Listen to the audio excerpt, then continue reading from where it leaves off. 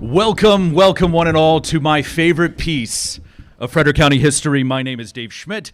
I will be your illustrious host and time-traveling companion. Today we bear witness to the very first steps on the struggle for inalienable rights, the beginning of what will become the greatest experiment in human history, democracy. But I'm getting a little ahead of myself. Before we journey, I want to thank all involved, the Frederick and Carrollton Manor chapters of the Daughters of the American Revolution for being the driving force behind our remembrance of this day every single year. Thank you. Monocacy Field Music for some wonderful ambiance in a moment. Thank you as well. The Sergeant Lawrence Everhart chapter of the Sons of the American Revolution for your support. Thank you. Frederick Tourism. Visit Frederick for all your promotion. Thank you as well. And to Frederick County and the city of Frederick for letting us use your facilities and for your continued good governance.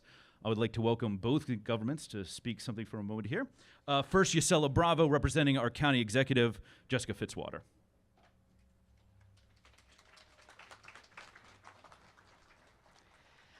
Good afternoon, and thank you so much for coming here today to celebrate this very important day here.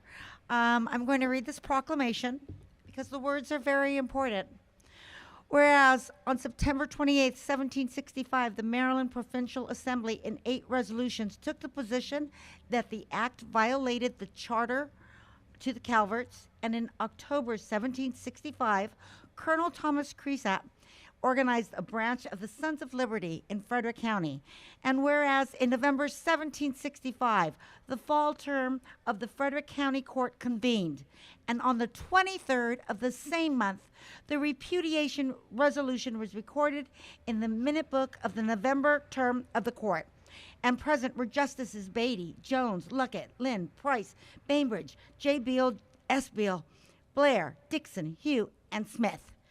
And whereas on November 30th, 1765, led by the Sons of Liberty, Fredericktown residents celebrated with a parade, a symbolic burial of the act, and a ball. And whereas on March 18th, 1766, Parliament, stunned by the vehemence of the colonial protests, repealed the Stamp Act.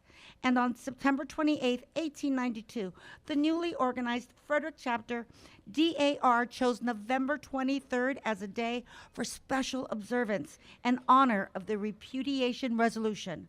And whereas on April 6, 1894, a local public law signed by Governor Frank Brown made November 23rd a legal half-day holiday here in Frederick County. And on November 23rd, 1904, the 12 Immortal Justices plaque was dedicated with pomp, circumstance, and prominent guests, including Governor Edwin Warfield. And whereas on this day we pause to acknowledge and perpetuate the memory of those patriots who by their service and sacrifices during the War of the American Revolution achieved the independence of the American people, and to inspire our community with a more profound reverence for the principles of freedom and equality for which American patriots sacrificed their lives and fortunes.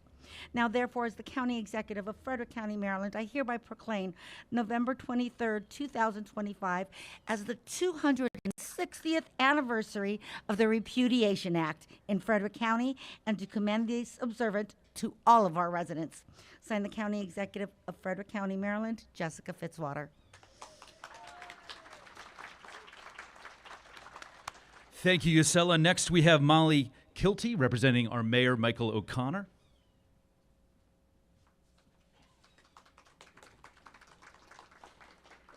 Good afternoon, everyone, and thank you so much for joining this celebration of the 260th anniversary of Repudiation Day. First, a big thank you on behalf of the Mayor and the City of Frederick to today's partners, the Carrollton Manor chapter of the Daughters of the American Revolution, the Frederick chapter of the Daughters of the American Revolution, and the Sergeant Lawrence Everhart chapter of the Sons of the American Revolution. We're so grateful for everything you do to keep this history alive. On November 23rd, 1765, right here in Frederick, 12 judges took a stand against taxation without representation. They refused to enforce the British Stamp Act, becoming the first officials in the American colonies to formally repudiate it and rebuke King and Parliament. It was a small room on Record Street right behind us, a simple decision, but a huge moment in the story that eventually led to American independence. The resolve shown by these 12 immortals reflected the growing spirit of independence taking hold in our city and across the colonies. It's part of what makes Frederick so special. Long before independence was declared, this community helped set the tone for resistance and self-governance. And as we look toward the 250th anniversary of our nation next year, it's a powerful reminder that defining national moments often start in local communities just like ours. Thank you for being here to honor that legacy.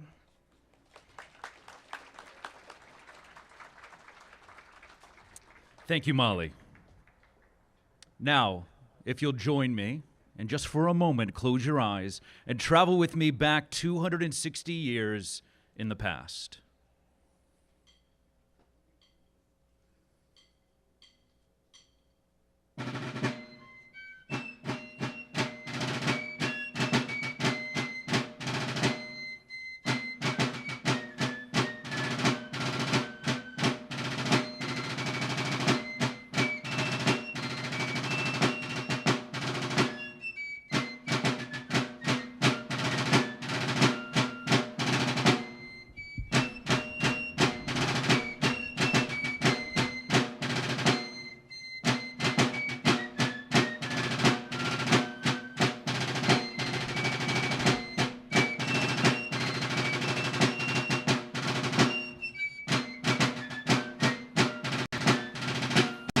Welcome to 1765, right here in Fredericktown.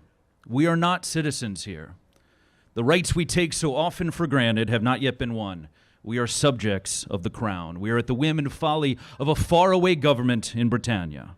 As a young Thomas Jefferson will write in 10 years' time, quote, "The history of the present King of Great Britain is a history of repeated injuries and usurpations, all having in direct object the establishment of an absolute tyranny over these states, for quartering large bodies of armed troops among us, for cutting off our trade with all parts of the world, for imposing taxes upon us without our consent, for depriving us, in many cases, of the benefit of trial by jury, for transporting us beyond the seas, to be tried for pretend offenses," end quote.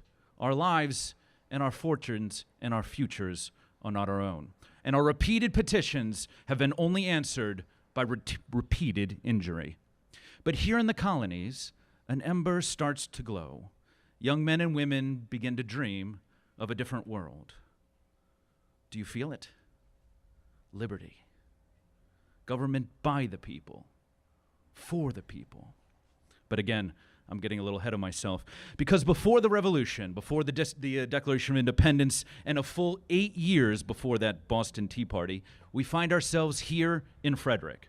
That faraway Parliament has passed the Stamp Act, a tax on virtually every paper product, newspapers, playing cards, an act that enrages the colonies. The women that own the taverns and the men that drink there begin to whisper, "No taxation without representation." The roaring flame of change requires a spark. It requires brave men and women to say no more. And the long arm of history has taught us that no one man can change the future, but together we can move mountains. So join us, let us gather a crowd from the taverns and the markets and bring them here to the courthouse steps to witness the spark of a revolution. Mrs. Baum will be our guide. Please follow her and do whatever you can to bring back those that love liberty the way that we do.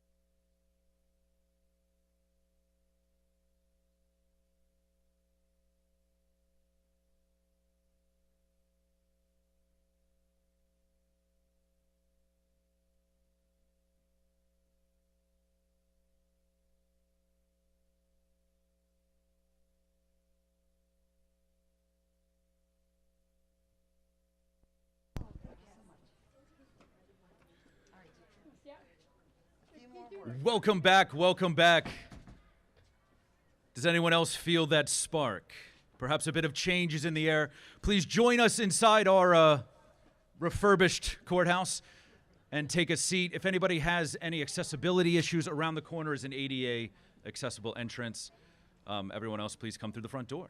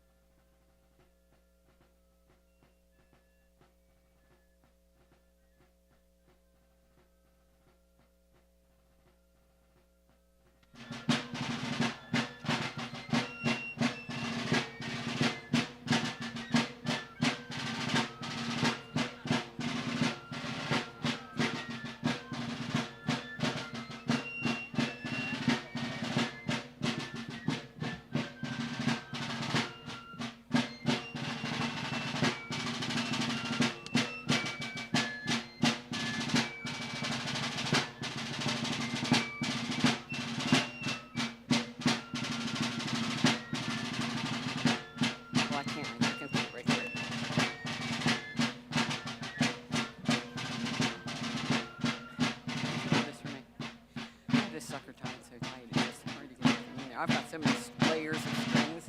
There you go.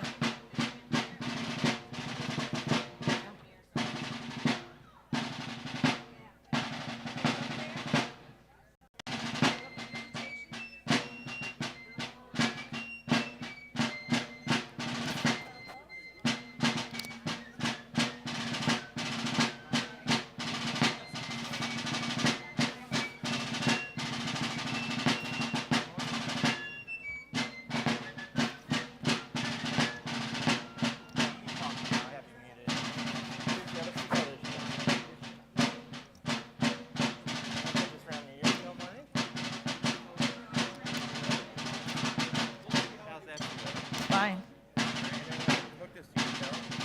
I don't have a belt. You can hook it to the apron.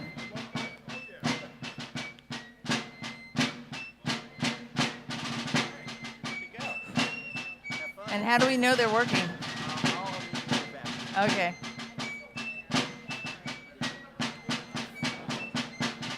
Yeah, we're supposed to enter through this door and walk to the middle.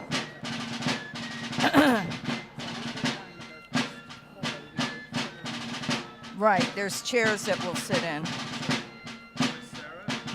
I am Sarah.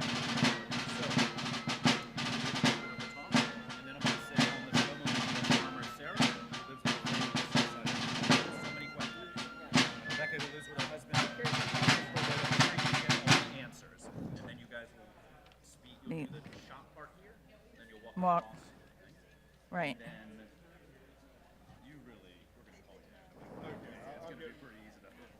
Yeah, you pretend that you lock up, then we walk across to where the chairs are. Okay, I'll follow you on that. My ear. I don't have huge.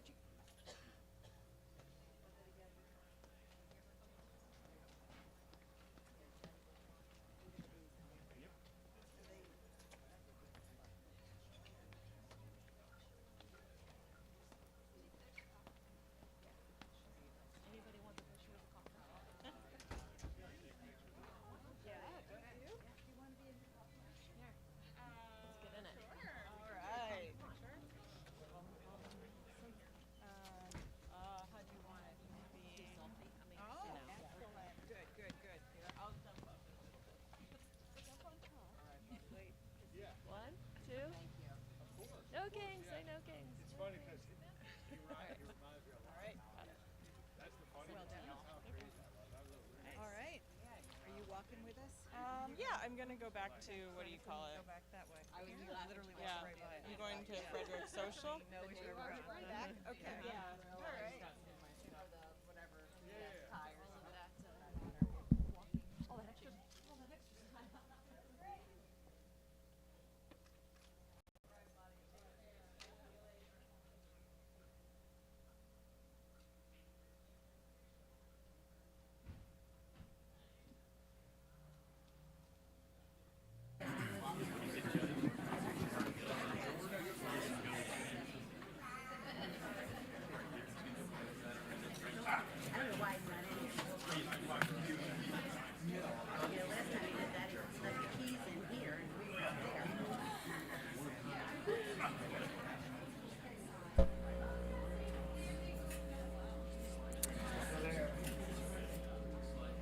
These are tough times.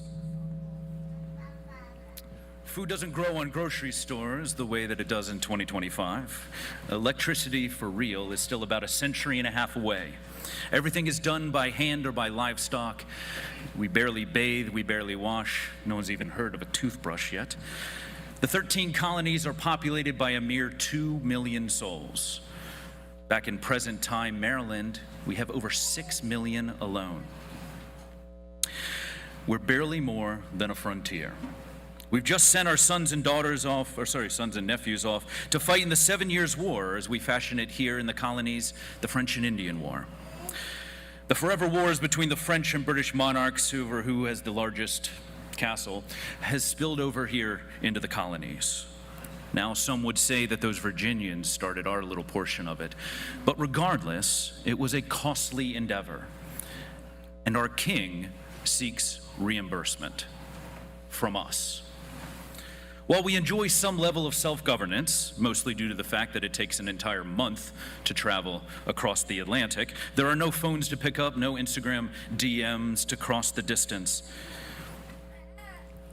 As much as we fashion ourselves sovereign states, we belong to the crown. We are not citizens, we are subjects. Some more loyal than others for sure, but all beholden to the King of England. Those that serve as judges and clerks, governors and collectors, know what defiance will bring. Any act of rebellion against the crown, no matter how small, could cost them everything. Now in this moment, we meet a farmer, Sarah. She lives outside of town with her family. She has so many questions. And Rebecca, who lives with her husband, a shopkeeper, right up the street. She has all the answers. Cousin Rebecca, it is wonderful to see you. Cousin Sarah, we have not met since the court day last year. I do enjoy coming to town on court day. You must tell me all the news. Well, you've come to the right place. I like to think our shop has everything. My dear husband wants me to buy him a copy of the Maryland Gazette, a deck of playing cards, and some writing paper. He does enjoy reading the newspaper. We don't have any writing paper. What do you mean? Of which? Well, we have nothing made of paper.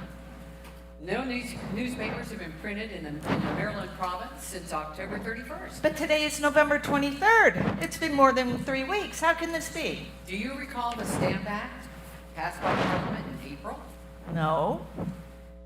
Parliament, our government, decided that all colonies should be taxed to cover the costs of the war back in the 1750s. 10 years later, and not one member from Maryland or any of the colonies was there to speak for us. I remember that was in the 1750s. That handsome George Washington, who was a colonel, came up from Virginia. He's so tall, so handsome. And that General Braddock from England, what a foolish man. He thought the best way to fight the French and Indians was to build a road from here to Fort Pitt. Washington tried to talk him out of it, but he wouldn't listen to a 22-year-old, even one who knew the land and the people. Poor Braddock, he died in an ambush. Washington and a few others barely made it back to Fredericktown. After we paid for the expedition, and now they want to tax us. But what does that have to do with the Maryland Gazette? Well, the tax is on paper. The Gazette would be printed on paper. Yeah? Well, the problem is that we do not want to pay the tax. We have no say in the matter. Supposedly, there's a ship near Annapolis with paper on board, but it will not be allowed to unload without the tax being paid. Well, no one likes to pay taxes, but why not just pay so we can have the paper? Is it that large of a tax? It's not the amount, it's the principle. We were not represented. A tax has been imposed on something so essential as paper to pay for the expenses we did not incur and from which we received no benefit. That war was between England and France, not between France and the colonies. I must close the shop so we Okay. have time to talk and get to the courthouse to hear the proceedings. All right. At least we don't have far to walk.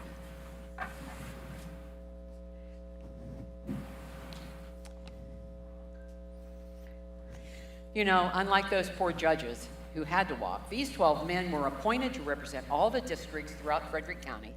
They traveled as far east as Baltimore County, south to Prince George's, and west into the mountains to the border with Virginia. I can't imagine riding so far. They often meet in taverns. I understand it takes them 3 months to reach every stop on the route. They only make a full circuit every 3 months. That must take so much time. I wonder what will be on the docket today. It could be land and property transactions, or appointments maybe for construction projects, civil and criminal court cases, or licensing for taverns. They've been meeting since Tuesday the 19th, and today's the 23rd. There can't be much left. I hope it'll be something interesting. Well, typically there's nothing memorable that happens at these sessions. All right. I think we got here. Dear Dear cousin, remind me who all these people are. My spectacles aren't strong enough. Those men are the 12 judges. The one who just doffed his hat is Thomas Beatty. He came here from Kingston, New York in the early 1730s with his mother, Susanna, and I don't know how many siblings. Oh, yes, I know Susanna Beatty's house. It's near the creek. I'm afraid it's going to wash away in a storm. Wonder how long it'll last.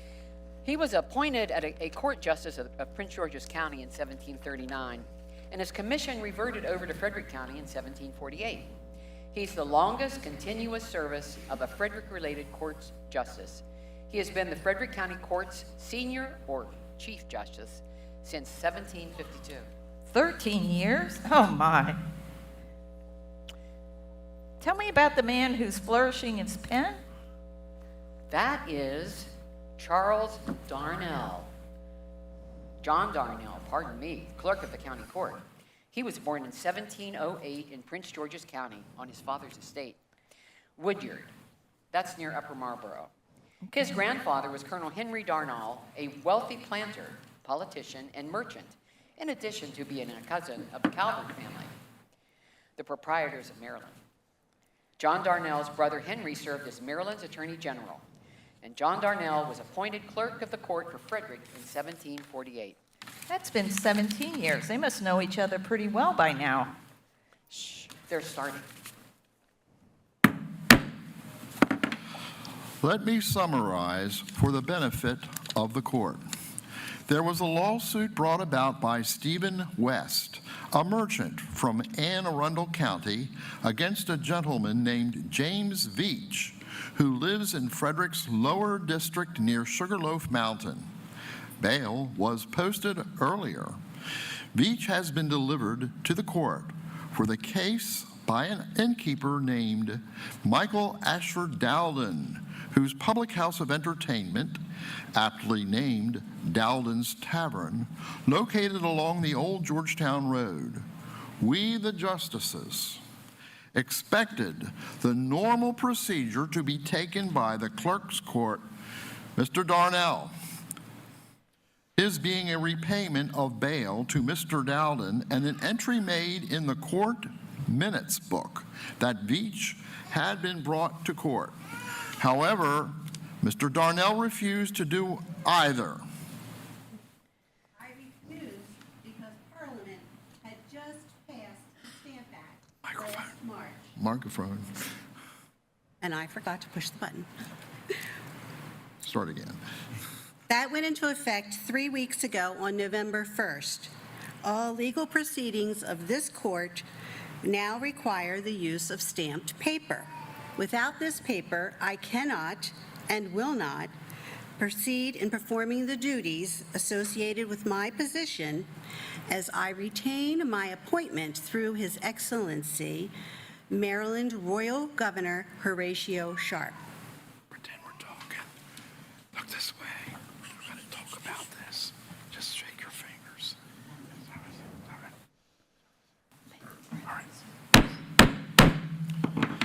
It is the unanimous resolution and opinion of this court that all the business shall and ought to be transacted in the usual accustomed manner without any inconvenience or delay to be occasioned from the lack of stamped paper, parchment, or vellum, and that all proceedings shall be valid and effectual without the use of stamps. And they enjoin all sheriffs, clerks, counselors, attorneys, and all the officers of the court to proceed in their several avocations as usual, which resolution and opinion are grounded in certain reasons. Did I hear that correctly? He just said that it's the unanimous decision of the justices that they plan on moving forward with the scheduled court proceedings, cases, and issuances of court-approved documents without stamped paper, and direct all others associated with this court to do the same. So they're calling for business as usual, and all their work shall be deemed valid official, regardless of the paper they use? Shh. Darnell's speaking again. As I said earlier, I cannot follow the orders of Justice Beatty and his colleagues, as I am an appointed officer of the court and report to the governor of the colony, who reports to the proprietary, Frederick Calvert, Lord Baltimore of England. Parliament makes the laws and decides taxes, and this Stamp Act went into effect on November 1st. I don't think this court session should have ever been convened at all. The proprietor granted us the opportunity to hold quarterly courts to conduct business on behalf of the citizens of Maryland. I do not agree, Justice Beatty.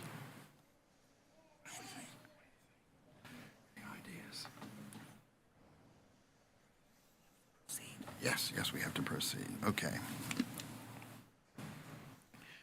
You give us no choice. Ordered that John Darnell, clerk of the court, be committed to the custody of the sheriff of this county for the contempt of the authority of this court. He, having refused to comply with the aforegoing order of this court relative to the execution of his office in issuing processes and making the necessary entries of the court's proceedings, and that he stand committed for the above offense until he complies with the above mentioned order. Sheriff, if you please. As you say, sir. Mr. Darnell, would you stand up? Step lively. Step lively.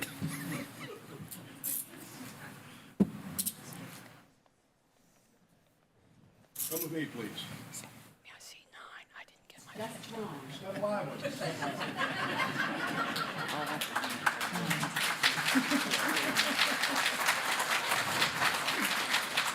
How long will he have to stay in jail? I don't think very long. I imagine he will regret his words and be back at his desk in no time at all. What do you think will happen next? Well, I can't be certain, but I've heard some folks talk about the Sons of Liberty wanting to march through the streets of town with a coffin for the Stamp Act. I even heard of hanging the tax collector in effigy. If that comes to pass, I hope it'll be a peaceful assembly. Riots have no place in Frederick County. What do you think will happen as the years go by? I'm no soothsayer, but if I were dozing by the fire, this is what I imagine might happen. The march will be peaceable, but word of it, and more importantly, the actions of the judges today will spread. The Maryland Gazette will resume printing, probably by December 15, 1765. The news will be reprinted in Philadelphia, New York, Boston, and other places. And in the spring of 1766, Parliament will repeal the Stamp Act. However, the spark had already been lit under the Sons of Liberty. Unity will slowly grow between the provincial towns and colonies, and committees of observation, safety, and such will be formed in Maryland and other colonies.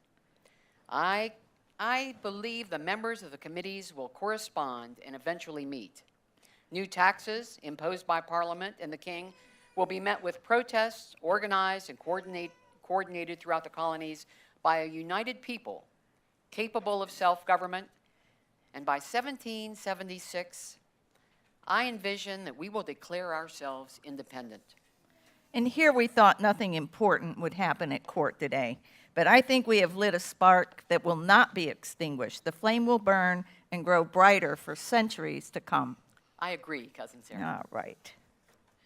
Let me get home to my husband and explain I'll why come. he's got no newspaper. Right.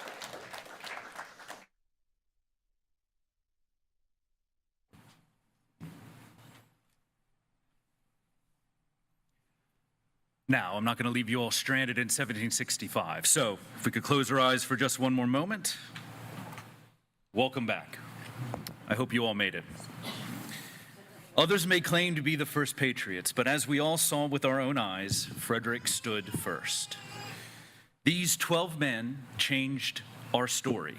They changed history. Thomas Beatty, Peter Bainbridge, Josiah Buell, Samuel Buell, William Blair, James Dixon, Andrew Hugh, Charles Jones, William Luckett, David Lind, Thomas Price, and Joseph Smith. We call them the Immortal 12 because the reverberations of their decision, their courage, still echo and ring in our ears today. Let us remember their example and apply it to our own lives. To quote the great Thomas Paine, "He that would make his own liberty secure must guard even his enemy from oppression. For if he violates this duty, he establishes a precedent that will reach to himself. Those who expect to reap the blessings of freedom must undergo the cost of supporting it." Here in 2025, we still strive for a more perfect union. We must work every single day to live up to that promise that all are created equal. Let us each carry with us that spark of a revolution. A tremendous thank you so much to our actors today, to all of the judges, Dottie Olson, Sharon Suarez, John George, Clerk of the Circuit Court, Sandra Dalton, Frederick County Sheriff Chuck Jenkins, the Sons of the American Revolution, Monocacy Field Music, the City of Frederick, Frederick County, Frederick Tourism, Visit Frederick, and the ever lovely Daughters of the American Revolution. I'm Dave Schmidt, and to each of you, thank you. Carry with us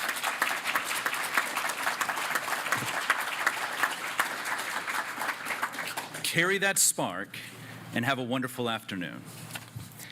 If there is anybody who is a descendant of the justices here in the room that has happened in previous years, please come talk to us. But again, as I said, carry that spark and have a wonderful afternoon.